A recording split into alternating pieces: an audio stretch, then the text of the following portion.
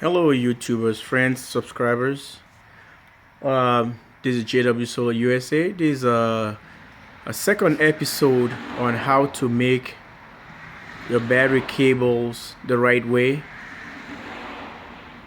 and easy way. So here is an update on the system. If you go back to that system, I was telling you I was constructing for one of my friend, which is a retired veteran. This is a system. The system has been grown so much that we have so much, but I want to show you because it's gonna be about 3 episodes today.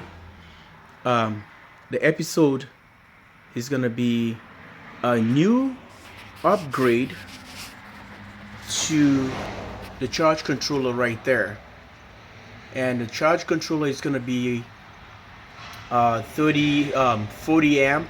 That one is 20 right now. So we have another project for it, and the other episode will be ta-da, battery bank. If you guys follow the videos and see how everything was going, he has grown so big. So he has 10 batteries now. The last time we started, you guys can see how much was there. So here's another upgrade. Here is the third upgrade that was just upgraded to Kotech 1500 watt 24 volt pure sine wave, and this was the one that was there, 1500 watt tire claws 12 volt system. That one is already down, and now we are on this one. So a lot of things happen within a short time. Disconnect fuses and all kind of stuff. We went back live to the grid through the connections right there, breaker in and out, and it still has the GT 600 and a lot of upgrades and brand new solar panels coming up. All right, so here are the brand new modules going up to the system for high voltage 55 VOC and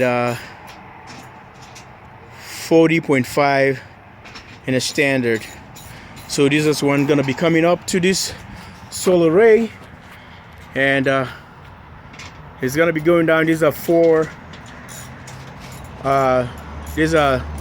12 volt Kyocera, 4 of them right here and right there.